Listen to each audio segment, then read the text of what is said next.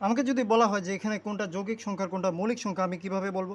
তো যৌগিক সংখ্যা, মৌলিক সংখ্যা, তো প্রথমে আমরা একটু গুণনীয়কটা কি এটা আগে জানি। গুণনীয়ক হচ্ছে কোনো সংখ্যাকে যারা যারা ভাগ করবে তারাই হচ্ছে তার গুণনীয়ক। অর্থাৎ আমি যদি বলি যে 10কে কে ভাগ করবে, 10কে ভাগ করার জন্য 10 নিজেও ভাগ করতে পারে, দশককে 10, তেমনিভাবে 10কে আবার ভাগ করতে পারে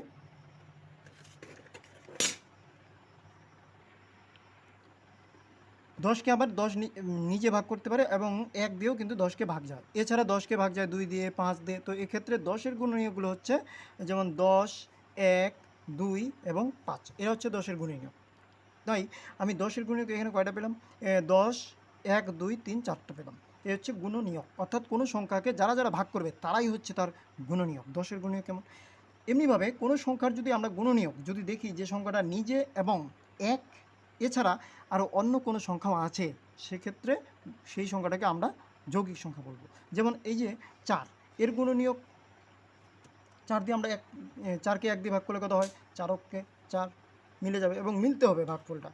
এবার 4কে আমরা ভাগ করি 2 দিয়ে, 2 দুগুণ 4। আবার আমরা 4কে ভাগ করতে পারবো 4 দিয়ে, 4কে 4। তাহলে দেখা গেল যে এই যে 4, এই সংখ্যাটাকে আমরা 3 বার ভাগ করতে পারলাম 3টি আলাদা আলাদা সংখ্যা দিয়ে। এক্ষেত্রে প্রথমে 1, দ্বিতীয়বারে 2 এবং তৃতীয়বারে আমরা 4 দিয়ে ভাগ করলাম।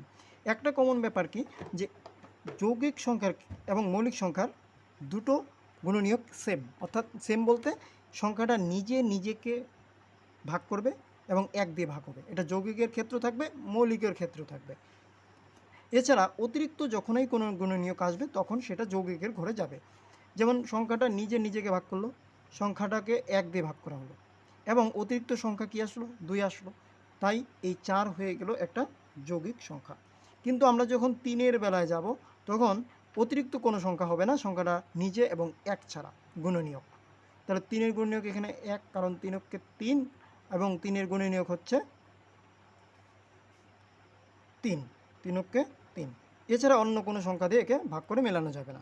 তাই যেহেতু দুটি মাত্র গুণনীয়ক, সেক্ষেত্রে এটা হয়ে গেল মৌলিক সংখ্যা। তাহলে মৌলিক সংখ্যা দুটো গুণনীয়ক, আর যৌগিক সংখ্যা 2-এর বেশি থাকছে। তাহলে 5-এর গুণনীয়ক কি? 5-এর গুণনীয়ক 1 আর 5। তাহলে এটা কি হয়ে গেল? 1 আর 5 গুণনীয়ক, এছাড়া অতিরিক্ত কোনো গুণনীয়ক নেই, তাই এটা হয়ে গেল মৌলিক সংখ্যা। 6-এর গুণনীয়ক কি? 6-এর গুণনীয়ক 2, 3, 6, 1। তাই এখানে অনেকগুলো গুণনীয়ক আছে 1, এবং সেই সংখ্যাটা নিজে ছাড়া আরও অনেক গুণনীয়ক আছে, অনেক কয়টা গুণনীয়ক আছে, তাই এটাকে আমরা বলবো যৌগিক সংখ্যা। এটা হচ্ছে যৌগিক সংখ্যা, এটাও যৌগিক সংখ্যা। এইবার মৌলিক সংখ্যা 7, কারণ 7কে 1 দিয়ে ভাগ যায়, 7 দিয়ে ভাগ যায়, এছাড়া আর কোনো সংখ্যা দিয়ে ভাগ যায় না, এর আর কোনো গুণনীয়ক নেই নিজে এবং 1 ছাড়া, তাই এটা একটা মৌলিক সংখ্যা। এবার 8, 8 একটা যৌগিক সংখ্যা, কারণ 8-এর গুণনীয়ক হচ্ছে 1, 8 সংখ্যাটা নিজে এবং 1, তাছাড়া আছে 2, তাছাড়া আছে 4, তাই 8 একটা কী সংখ্যা? 8 একটা যৌগিক সংখ্যা।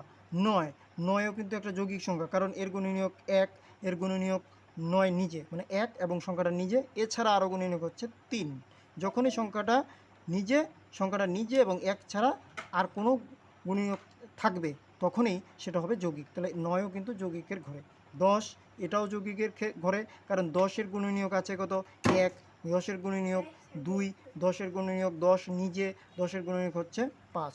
তাহলে 1 এবং সেই সংখ্যাটা ছাড়াও কিন্তু অতিরিক্ত দুটো সংখ্যা আমরা আরও পাই, কি? 2 এবং 5। তার জন্য 10-কেও আমরা কি বলবো? যৌগিক সংখ্যা।